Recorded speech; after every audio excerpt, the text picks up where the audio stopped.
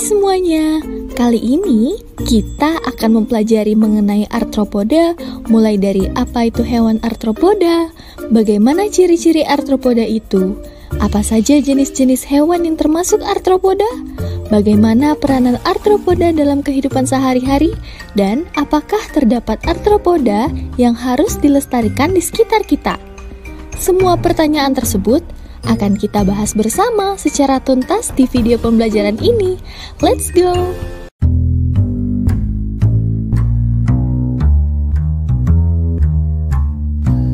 Tahukah kamu jika arthropoda termasuk hewan yang tidak bertulang belakang? Meskipun banyak dari spesies ini memiliki struktur tubuh yang keras. Filum ini merupakan hewan dengan jumlah spesies paling banyak di bumi kita. Sekitar 80% dari spesies penghuni bumi adalah jenis arthropoda, atau sekitar 1:113.000 spesies. Arthropoda berasal dari bahasa Yunani, yaitu arthron yang berarti ruas atau buku-buku, dan podos yang berarti kaki. Sehingga arthropoda memiliki arti kaki yang beruas-ruas atau berbuku-buku.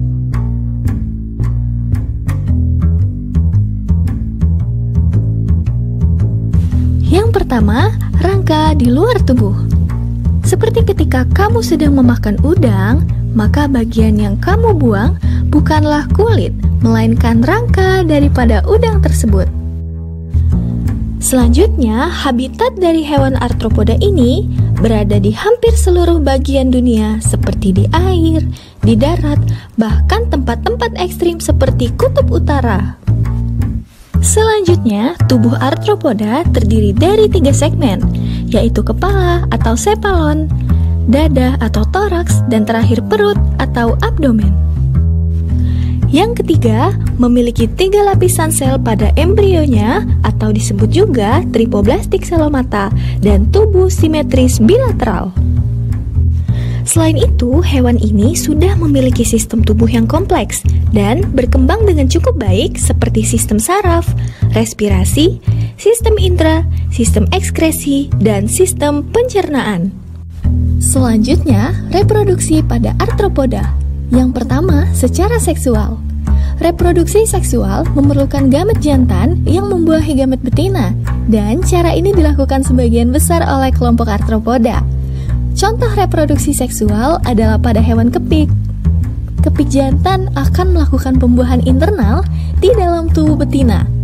Setelah pembuahan, kepik betina akan mengeluarkan telur-telurnya agar selanjutnya bisa bermetamorfosis. Selanjutnya, reproduksi secara aseksual. Reproduksi ini biasa disebut juga dengan partenogenesis, yaitu kemampuan suatu ovum untuk berkembang menjadi individu baru tanpa dibuahi sperma. Biasanya hal ini disebabkan oleh ketiadaan hewan jantan di alam. Contoh dari partenogenesis ini adalah pada lebah. Ovum yang berasal dari lebah betina, bila tidak dibuahi oleh sperma, maka akan langsung tumbuh dan bermetamorfosis menjadi lebah jantan.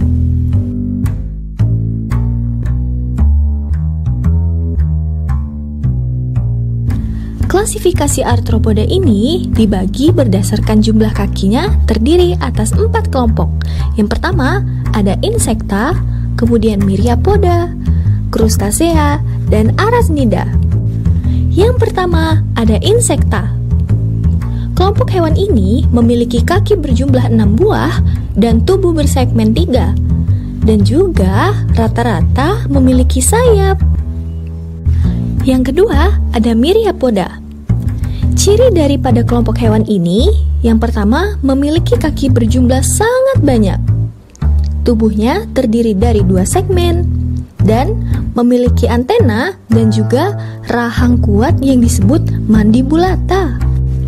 Selanjutnya ada crustacea. Hewan ini kebanyakan seringkali kita konsumsi karena manfaatnya yang sangat banyak.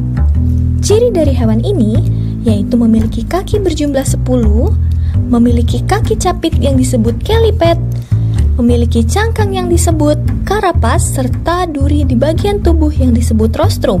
Dan juga hewan ini memiliki tubuh bersegmen 2. Yang terakhir ada arachnida. Hewan ini memiliki ciri-ciri yang tidak berbeda jauh dengan krustasea, yaitu memiliki kaki capit, memiliki cangkang, dan juga duri pada tubuh, serta memiliki tubuh 2 segmen. Namun perbedaannya, hewan ini memiliki kaki berjumlah 8 dan memiliki mulut seperti alat pintal benang yang dilengkapi kelenjar atau disebut juga dengan spinneret.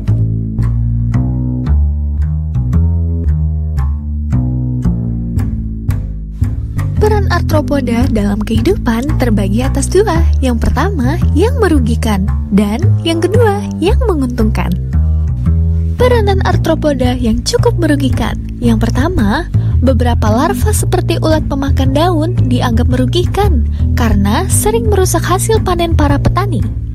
Yang kedua, beberapa jenis arthropoda juga sering tinggal dan menjadi parasit di tubuh manusia, seperti tungau dan kutu. Selanjutnya, peranan arthropoda yang cukup menguntungkan. Yang pertama, beberapa arthropoda jenis krustasea sangat baik untuk dikonsumsi karena memiliki kandungan protein yang tinggi seperti udang dan kepiting. Yang kedua, selain itu di masa pandemi ini, salah satu arthropoda yang sangat berperan penting dalam pembuatan vaksin COVID-19 yaitu kepiting tapal kuda.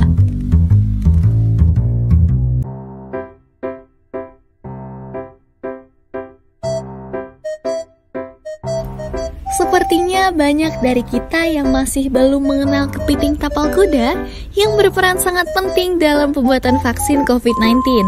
Padahal hewan ini sering ditemui oleh para nelayan lokal Jambi. Jadi, apa itu kepiting tapal kuda? Apakah hewan ini kepiting atau kuda? Lalu, apa yang membuatnya begitu berharga sehingga kita harus melestarikannya? Dan bagaimana ciri-ciri morfologi kepiting tapal kuda dari kepiting lainnya? Kemudian termasuk jenis apakah kepiting tapal kuda yang ditemukan di Provinsi Jambi tersebut? Mengapa kita harus melestarikan kepiting tapal kuda mulai dari sekarang? Semua pertanyaan tersebut akan kita bahas di segmen ini. Let's go! Apa itu hewan kepiting tapal kuda? Kepiting tapal kuda atau biasa disebut juga belangkas merupakan hewan berjenis filum arthropoda yang termasuk ke dalam kelas Merostomata. Meskipun disebut kepiting, namun hewan ini memiliki kekerabatan spesies yang lebih dekat dengan arthropoda jenis Arachnida seperti kalajengking karena berada di subfilum yang sama yaitu Selicerata. Selanjutnya, apa yang membuatnya begitu berharga? Singkatnya, pada arthropoda, sel darah disebut juga dengan sel amebosit yang berfungsi mengedarkan sari-sari makanan ke seluruh tubuh. Sel darah biru atau amebosit yang dimiliki oleh kepiting ini tinggi akan kandungan tembaga yang memiliki kemampuan melindungi kepiting tapal kuda dari virus dan bakteri dengan cara pembekuan dan penggumpalan. Hal inilah yang dimanfaatkan oleh para peneliti dan industri farmasi dalam pembuatan vaksin untuk mendeteksi endotoksin yang diproduksi oleh bakteri berbahaya pada pembuatan vaksin. Salah satunya pada pembuatan vaksin COVID-19. Mana ciri-ciri morfologi kepiting tapal kuda? Sekilas memiliki bentuk seperti ikan pari, namun terdiri dari struktur tubuh yang keras. Pada bagian dorsal terdiri dari opistosoma, telson, ocellus, engsel, dan prosoma. Pada bagian ventral terdiri dari chelicera, kaki, dan insang. Perbedaan belangkas jantan dan betina, yaitu pada belangkas betina memiliki bentuk ujung dorsal melengkung rata, sedangkan belangkas jantan memiliki bentuk melengkung ke dalam di bagian kanan dan kiri ujung dorsal.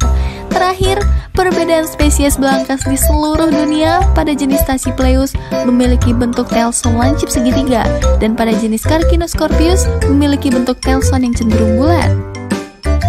Termasuk jenis apakah kepiting tapal kuda yang ada di Provinsi Jambi?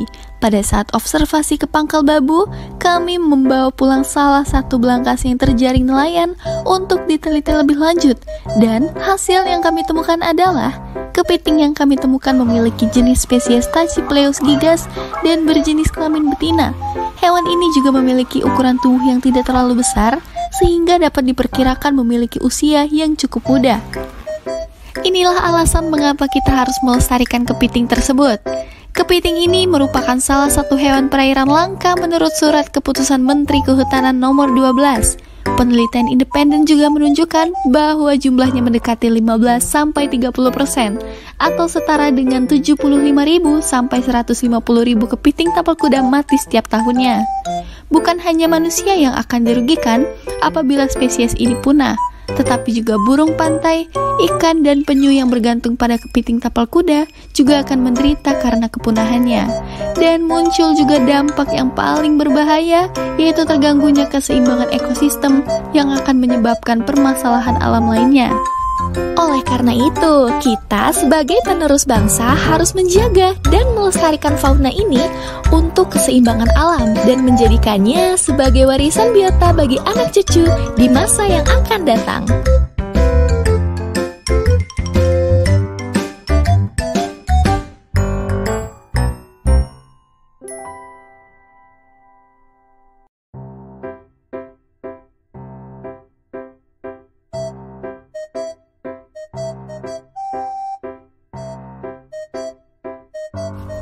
Sebagai penutup, kami ucapkan terima kasih.